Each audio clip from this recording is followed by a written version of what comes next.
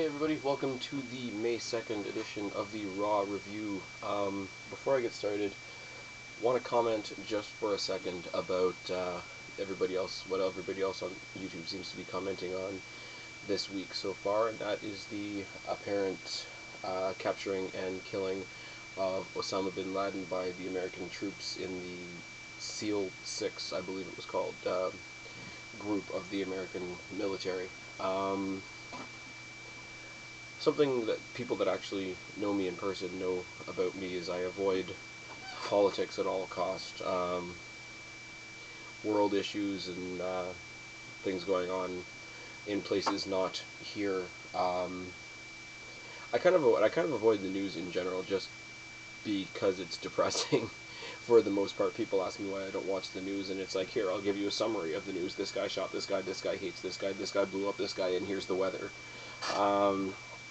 But, like everybody else, I do remember crystal clear as if it was yesterday, September 11th, 2001.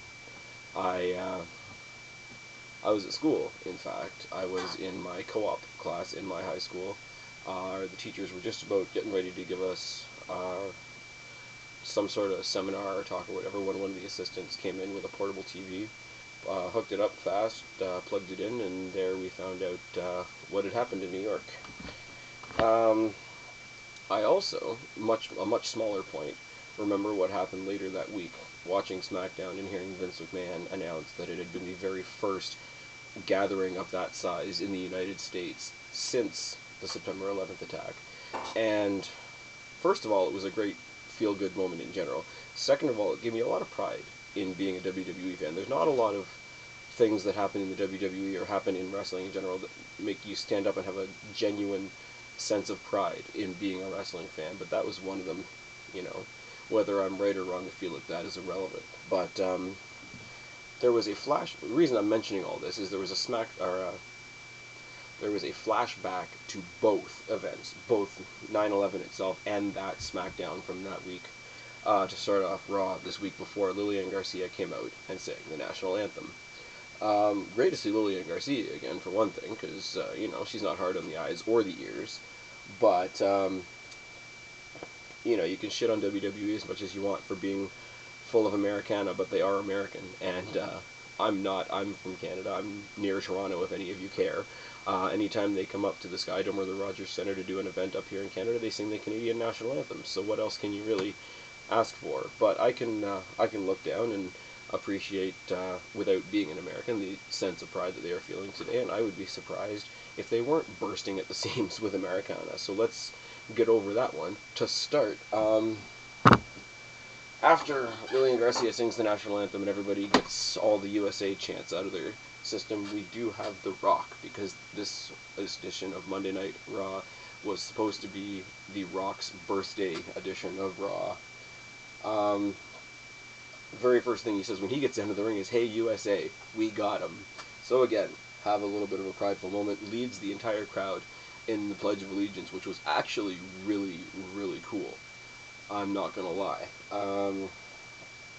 Switches from that finally to talking about himself a little bit, talking about how it's Miami and it's a homecoming for him because it's where he's from and it's where he went to school and it's where he played football and all that sort of stuff. He's then interrupted by the general manager and Michael Cole. Tells Michael Cole that he can either come out of the coal mine and tell him what the general manager had to say to his face, or he can sit there in the coal mine looking like, and I quote, "a drunk hobbit jackbag bitch." I love how The Rock can say shit that doesn't make any sense and it's still fucking amazing. Michael Cole comes into the ring and announces that both he and the general manager demand an apology from The Rock. The Rock, in fact, does apologize, and then rock bottoms Cole off the show for the rest of the night, which makes me a happy kid. Because after the break, JR comes out and joins Josh Matthews and the King on commentary, which means things are good, right? Yes. R-Truth and John Morrison are scheduled to fight. They do not, because Truth just beats the crap out of John Morrison on the entrance ramp and around the ring and back up the aisle again. Generically, the heel turn of R-Truth is going famously. I know the more I say it, the more it becomes the unpopular opinion here on YouTube, here in the YWC, IWC, whatever you want to call it. You're not going to change my mind. I think what they're doing with R-Truth is fucking amazing. I think it's sad that they're having Truth and Morrison fight each other rather than having one or both of them go for the world title, but I can live with it. Coming back from the break, Maurice and Kelly are supposed to have a match. Instead, it's interrupted by Karma, which we all know by now is WWE's name for Awesome Kong, who comes in, attacks Maurice, hits her with the Implant Buster, leaves Kelly alone. Makes me think back to Extreme Rules last night, where she attacked Michelle McCool but left Layla alone. So maybe she's only going for the bad divas, which would be all of them, but whatever. Little segment backstage with Miz and Alex Riley. Miz berating Alex Riley for it being his fault that Miz lost the world title last night, where Alex Riley says, "Hey, what do you want me to do? I'm on SmackDown now. What do you want me to do for you?" He says, "Well, I have you on a personal contract. So, forget about SmackDown. Forget about actually going to SmackDown and being a wrestler. It's more important that you come stay on Raw and be my bitch."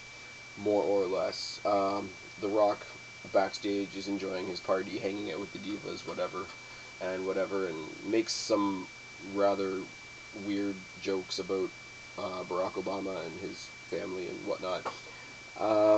Vladimir Kozlov interrupts him to tell The Rock that he has a big surprise for him and shows him that Santino has come dressed up as The Rock's character from Fast Five, and Hornswoggle has come up dressed as the Scorpion King, and Great Khali has come dressed like the Tooth Fairy, which is awesome, isn't it? I don't know, I can't totally roll my eyes at it, because, it made me laugh, so it did what it was supposed to do. Sort of reflected the type of comedy that The Rock brings to the WWE, so all in all, not so bad.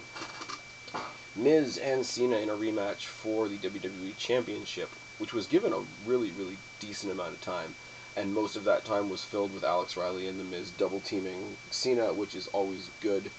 Miz pulls a little bit of cheating and shenanigans and wins the match. I'm happy for about 5 seconds until the ref reverses the decision, and Cena goes away with the belt. Alex Riley and The Miz get into a shoving match, and that's about it. Next, we have kind of an anomaly. We have a match consisting of pretty much everybody that came over from SmackDown. Del Rio came down to be on commentary to see Rey Mysterio and Kofi Kingston take on Jack Swagger and Drew McIntyre. Now, it has to be said that Drew McIntyre and Jack Swagger came out together, and Drew McIntyre standing over Jack Swagger while Jack Swagger is doing the push-ups just looked really awkward. I like everybody in this match other than Swagger, so the match was alright. It was a good little match. There was no real story behind it, which kind of made it better, because sometimes it's just good to get a bunch of guys together and just say, here, go at it, without there being any context to it. One of those keep it simple, stupid kind of things. Rey Mysterio and Kofi won the match, even though Alberto Del Rio tried to interfere and fuck with Mysterio, so I guess that rivalry is going to go on longer. Yay. I don't like Del Rio. Mexican JBL is now on Raw. Yay.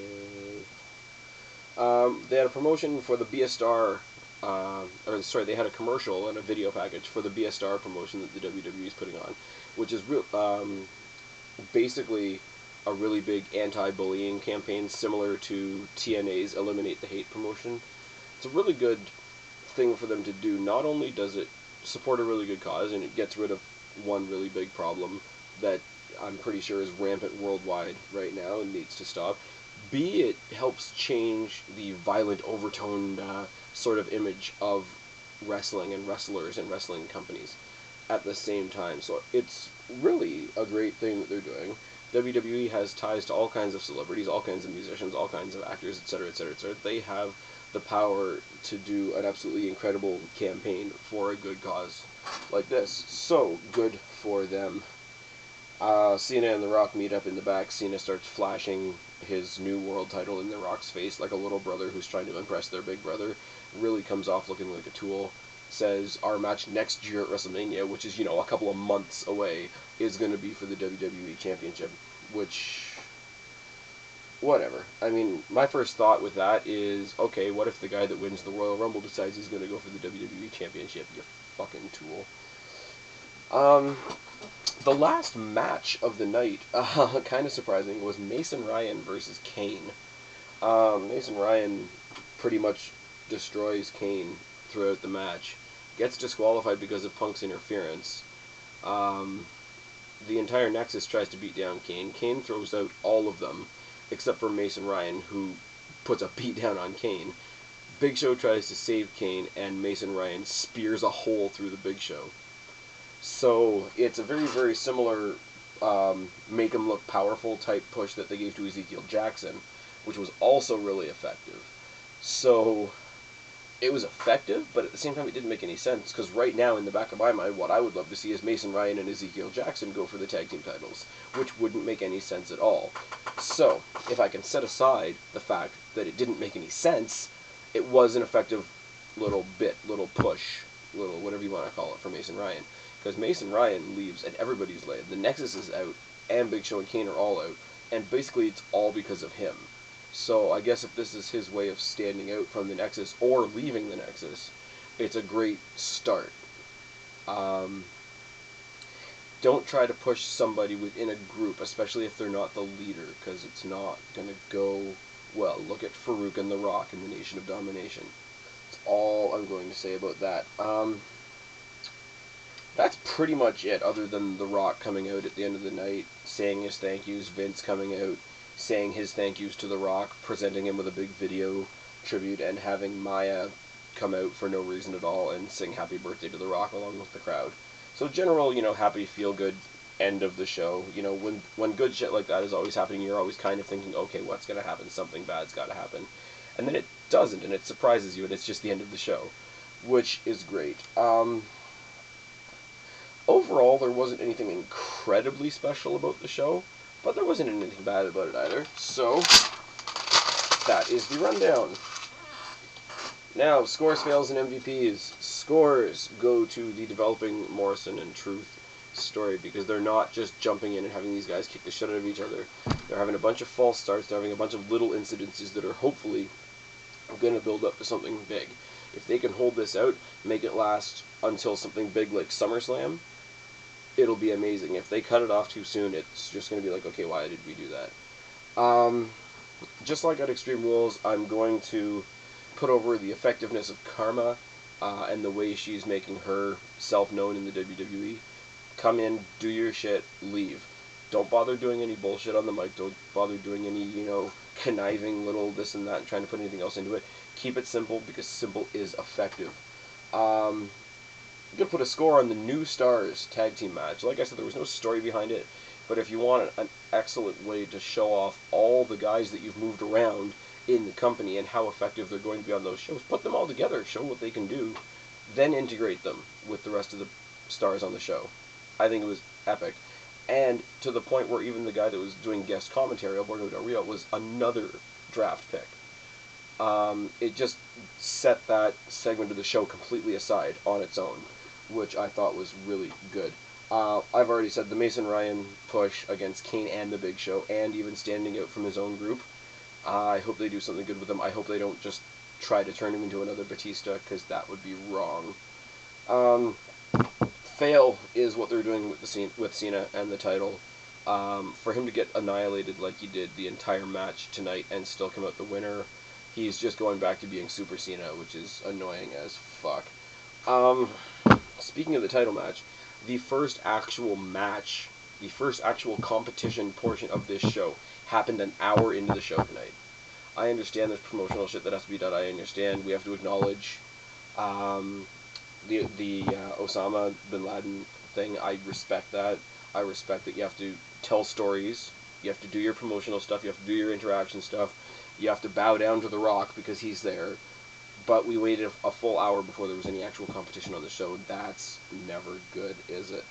MVP of the show tonight, no surprise coming from me, is going to be The Miz. Miz is getting jerked around. Miz carried Cena tonight a lot. like Miz and Morrison carried Cena last night. For a guy that didn't win, he looked amazing in the match that he did tonight on a show rather that didn't have much actual in-ring competition. Like I've said, he was the superstar of the biggest match of the night, so other there's no other way I can really go with the MVP. MVP for May 2nd, 2011 is The Miz. Say what you want to say, but it is what it is. Anyways, I've been Spaz. Subscribe up there, talk down there, let me know what you think. Don't be a stranger, and I will talk to you later.